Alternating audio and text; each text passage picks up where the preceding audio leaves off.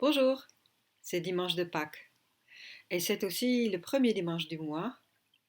Et habituellement, c'est Nathalie qui vous propose un très beau cours de Qigong. Mais comme rien n'est comme l'habitude, je vous propose par vidéo interposée le premier mouvement de la forme 24 qui s'appelle séparer la crinière du cheval sauvage ou aussi caresser la crinière du cheval sauvage. Alors, le cheval, il a souvent une connotation magique, mais surtout, c'était l'animal qui voyageait avec nous. Et donc là, aujourd'hui, on va pouvoir faire ce voyage intérieur grâce au mouvement du cheval sauvage. Je vais d'abord vous montrer deux fois la forme et puis je vais vous détailler les mouvements. On y va?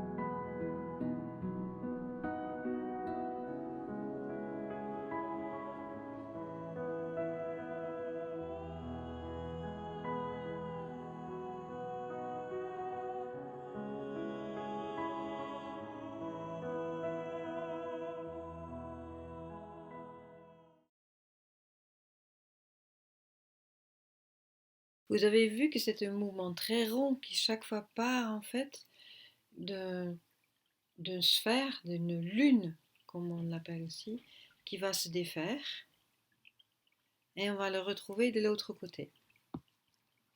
Alors quand vous regardez de près, c'est qu'on a l'impression que cette lune, elle va se déporter par rapport à notre corps, mais en fait, on va chaque fois la retrouver en face de nous, en face de notre ligne médiane. Donc là où on aura tendance à faire déporter notre ballon, pas du tout. En fait, il reste devant nous et chaque fois, on le retrouve devant nous quand on regarde précisément.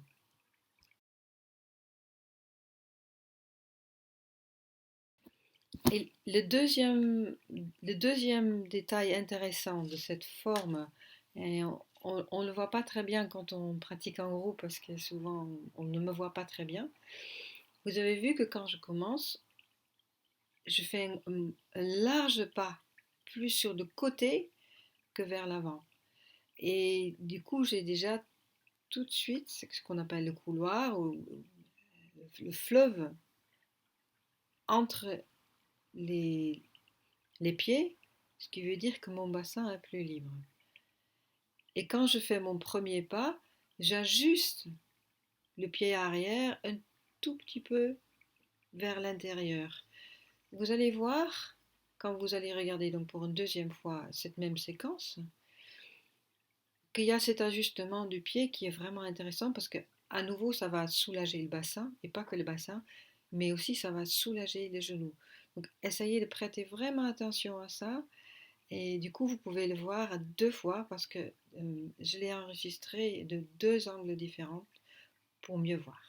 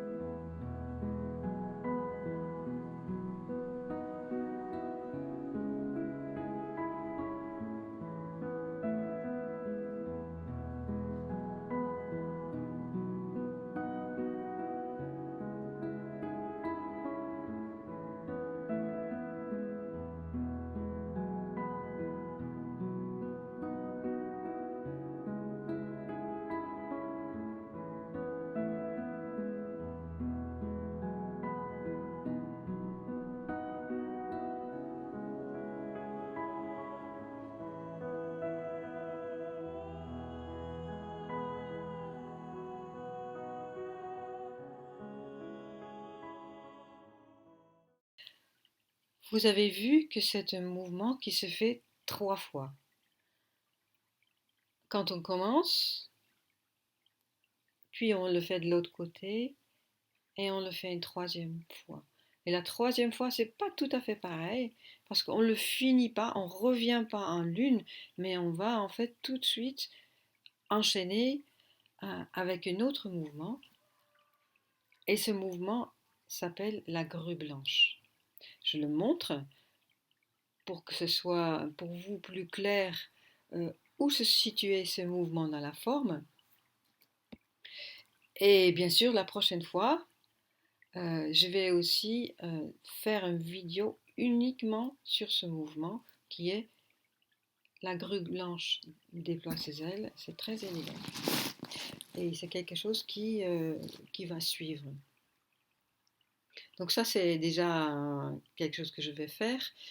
Et ce que je voulais faire aussi, que je voulais détailler les pieds. Parce que souvent, quand on est occupé à faire quelque chose d'assez compliqué avec ses mains, on oublie les pieds. Et c'est quand même la stabilité de ses pieds qui est la base de tout, la base de tout art martial. C'est la stabilité de ses pieds. Si ça fait défaut, votre mouvement peut être très joli, mais ne sert pas à grand-chose finalement. Et la 3e chose que je vais détailler aussi, que vous savez que le tai chi, c'est pas juste des mouvements en fait. Chaque mouvement est une défense contre un mouvement qui va être fait par un partenaire. Moi, j'appelle ça un partenaire, j'appelle pas ça un adversaire, mais un partenaire. Un partenaire qui va initier un mouvement. Et en fait, ce que je fais en tai chi, c'est en réaction de ça. Donc, c'est pas quelque chose qui tombe des nues, quelque chose que je vais faire de façon totalement spontanément. Non, c'est parce qu'il y a quelqu'un qui va faire un mouvement et moi, je vais réagir par rapport à ce mouvement.